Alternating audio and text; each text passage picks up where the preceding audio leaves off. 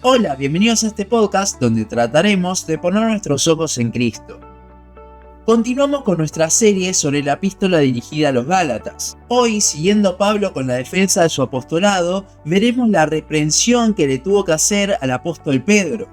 Gálatas 2, 11 al 14 dice: Pero cuando Pedro vino a Antioquía le resistí cara a cara, porque era de condenar, pues antes que viniesen algunos de parte de Jacobo comía con los gentiles, pero después que vinieron se retraía y se apartaba, porque tenía miedo de los de la circuncisión, y en su simulación participaban también los otros judíos, de tal manera que aún Bernabé fue arrastrado por la hipocresía de ellos. Pero cuando vi que no andaban rectamente conforme a la verdad del evangelio, dije a Pedro delante de todos: si tú, siendo judío, vives como los gentiles y no como judío, ¿por qué obligas a los gentiles a judaizar?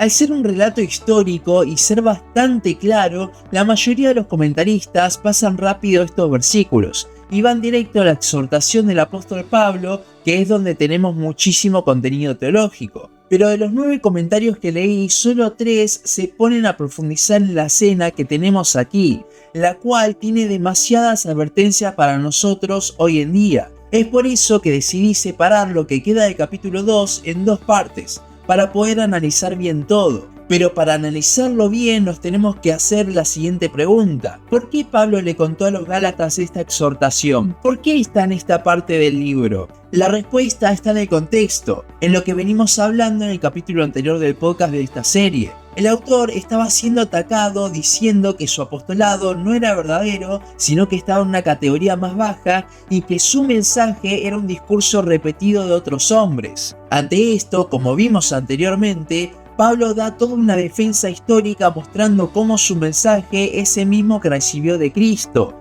no de otros hombres. Vemos el versículo 9 y 10 del capítulo 2 que los apóstoles líderes de la iglesia en Jerusalén, Pedro, Juan y Jacobo, le habían dado el visto bueno a Pablo. Ahora, para mostrar su autoridad es que va a contar esta anécdota que es de suma importancia.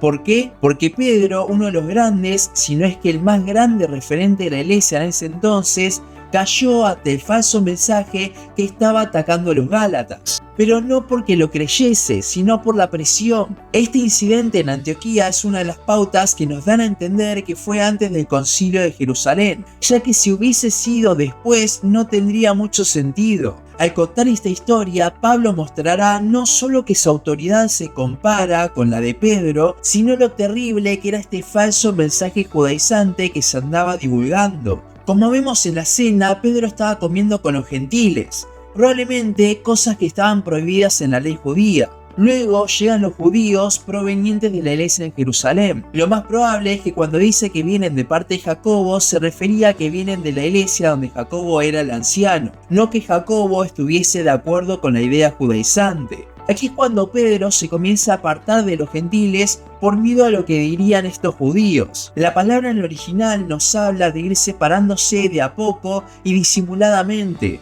cosa de no ofender a ninguna persona. Cuando Pablo vio esto, los puso de forma pública diciendo que comúnmente no cumplía con la ley judía, pero que ahora, por querer agradar a estos judíos, estaba causando confusión y que los gentiles piensen que debían someterse a la ley. Por eso cierra diciendo que está incitando a judaizar. Acá vemos otro punto de defensa de Pablo ante los ataques, y es que decían que su mensaje de la gracia era para agradar a los hombres, cuando en realidad la postura judaizante era la que agradaba a los hombres. Y es que es así, el hombre siempre va a querer sentirse importante, poner su grano de arena, y así llevarse algo de gloria. Esto es lo que intentamos hacer cada vez que queremos sumar las obras en la salvación. Y como siempre digo, la santificación es parte de la salvación también. El mensaje que involucra esto es lo que vos tenés que hacer, está hecho para agradar a los hombres, a aquellos hombres como los judaizantes. Agradar al legalismo. No es parte de la vida cristiana eso. Ahora, ¿tan importante era que Pablo lo confrontase a Pedro por una simple comida? Sí, es que no era una simple comida. Con esto estaba atentando contra el evangelio mismo. Al ceder ante los judaizantes, Pedro, que era llamado columna de la iglesia, estaba dándoles la razón, y al ser alguien de tanta reputación, vemos que arrastró a otros a su horror. Cuando uno está en posiciones de liderazgo debe caminar con cuidado, no tanto por sí mismo, sino por los hermanos, por amor a ellos. La mayoría, cuando se refieren a este pasaje, hablan de tener cuidado, porque si Pedro se dio ante el temor del hombre, cualquiera lo puede hacer. Y es un buen punto, pero hay algo mucho más grande pasando acá.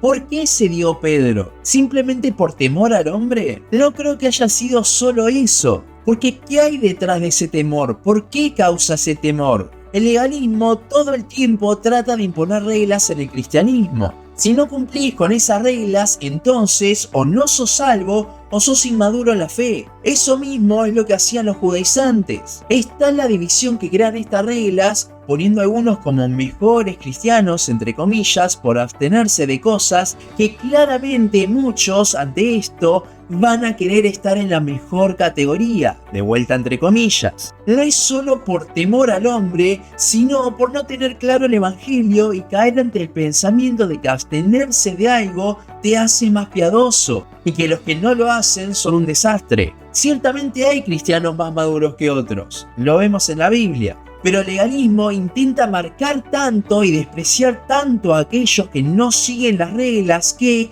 como pasó en Antioquía, divide a la iglesia y hace caer a más personas en el mismo por la presión que genera. Ahora, yo les pregunto, ¿cuándo se lo ve más firme a Pedro? ¿Cuando estaba comiendo con los gentiles o cuando cede ante los judaizantes? Ciertamente cuando está con los gentiles. Aquí vemos que el estar firme, el ser piadoso, no tiene que ver con cuánto te abstenga de cosas. Tranquilamente eso puede ser religiosidad, que es lo mismo que nada. Los musulmanes se abstienen de miles de cosas, hacen el Ramadán y claramente no son más piadosos.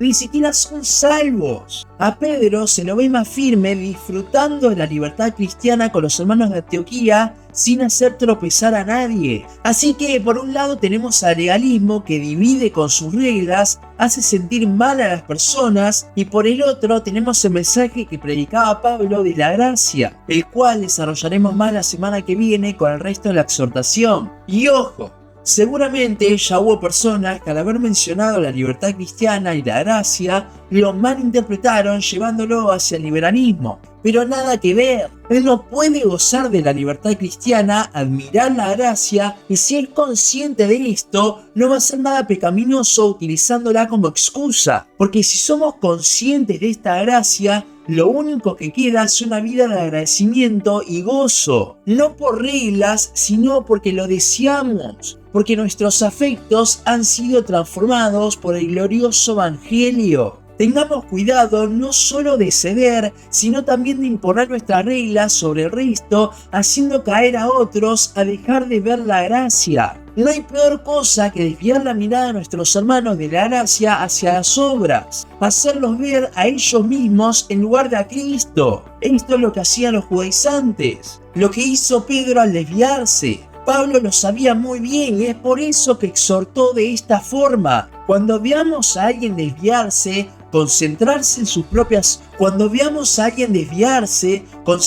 más en sus propias obras que en la gracia, la iglesia, el bienestar de la misma, lo mejor que podemos hacer es lo que hizo el apóstol, redireccionarlo para que viva la gracia. ¿Y cómo lo hacemos? Bueno, lo vamos a ver la semana que viene.